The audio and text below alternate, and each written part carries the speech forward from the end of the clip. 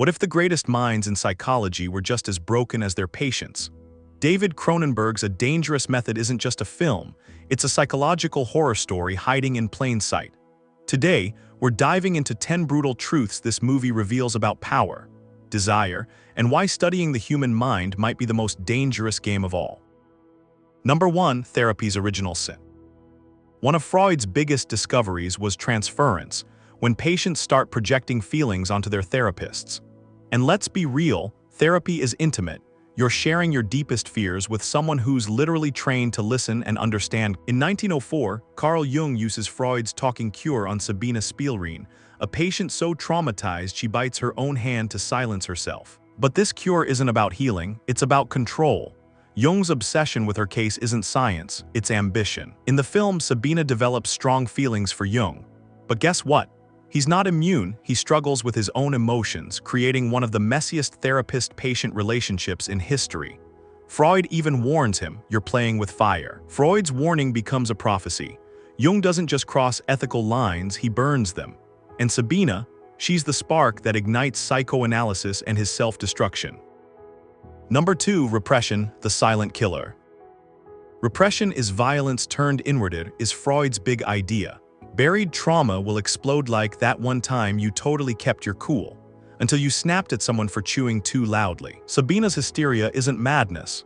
It's her body screaming what her mind can't. Her trauma is rooted in childhood experiences, and Jung helps her bring those feelings to the surface. But here's the kicker. She eventually flips the script and starts influencing him. Turns out everyone is dealing with repression, even the people trying to cure it. Jung's repression is deadlier.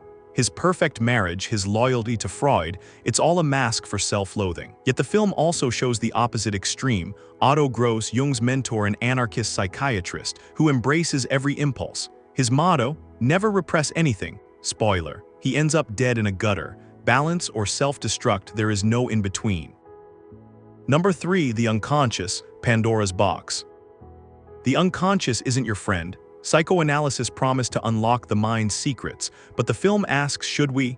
Sabina's breakthroughs lead her to eroticize pain, Jung's dreams prophesy war. Even Freud admits, sometimes a cigar is just a cigar. But what if it's not? Jung and Freud both believe that our minds have a backstage, a hidden world of thoughts, fears, and desires we're not always aware of.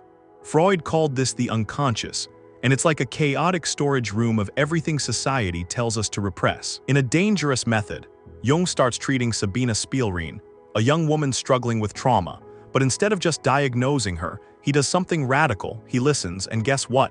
She's not just crazy, she's dealing with deep, buried pain that needs to be understood, not ignored. The film's warning, once you open the unconscious, you can't close it, and sometimes the truth doesn't set you free, it ruins you. Number 4. Freud versus Jung, the divorce. Psychology's first civil war. Jung and Freud start as mentor and student, but soon their ideas clash. Freud sees human behavior as driven by repressed desires, mostly sexual ones in childhood. Jung, he thinks Freud's focus is too narrow and starts exploring spirituality, myths, and collective unconsciousness. The film shows this growing tension, leading to one of the biggest splits in psychological history. Freud stays rooted in science and libido, while Jung branches out into dreams, symbols, and deeper human experiences. But here's the kicker. Their rivalry creates modern therapy. Freudians stick to science, Jungians chase spirituality and patience. They're caught in the crossfire. Number 5. Sabina Spielrein, genius or madwoman. Brilliance has a price. Sabina Spielrein isn't just Jung's patient, she's the film's true genius. Her theory of the death drive reshaped psychology. For decades, she was labeled Jung's hysteric mistress, but her madness never leaves, it's her muse and her curse. Sabina Spielrein goes from being a patient to a pioneering psychologist. She develops ideas about transformation, how destruction and suffering aren't just negative, but necessary for personal and creative growth. The film forces us to ask, is mental illness the cost of genius? And why do we still romanticize tortured artists while locking away real-life Sabinas? Number 6. The forgotten women of psychology. History erases women. Sabina dies in a Nazi massacre in 1942. Her work, buried until the 1970s. The film's tragic truth, women built psychology. As patients, not pioneers. Even today, female pain is called hysteria while male pain is theory. Number 7. Otto, Psychology's Joker. Rebels break systems. Otto, Jung's drug-addled mentor, is the movie's wildcard. He preaches sexual liberation, anarchism, and never repress anything, but his freedom is just another cage. The lesson, rebellion without ethics is suicide. Gross's legacy is a warning. Psychology needs rebels, but not ones who confuse chaos for progress. Number 8. The BDSM subtext.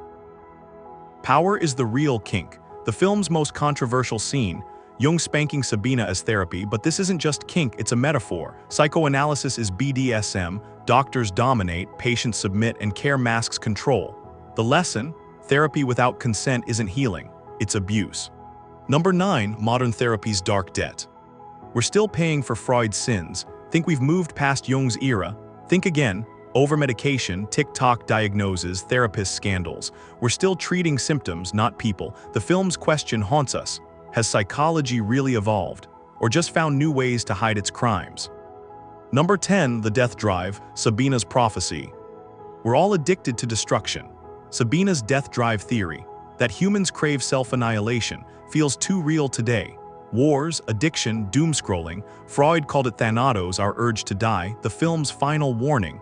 Until we face this darkness, psychology is just rearranging deck chairs on the Titanic. So, was psychoanalysis a dangerous method? Absolutely, but maybe all revolutions are. The real horror isn't that Freud and Jung were flawed, it's that we still are. We've swapped couches for Zoom calls, but the power games, the repressed rage, the silenced Sabinas, they're all still here. So drop a comment, is psychology a force for good or a polished version of Jung's worst impulses? And hit subscribe, because the mind's darkest corners are always one click away.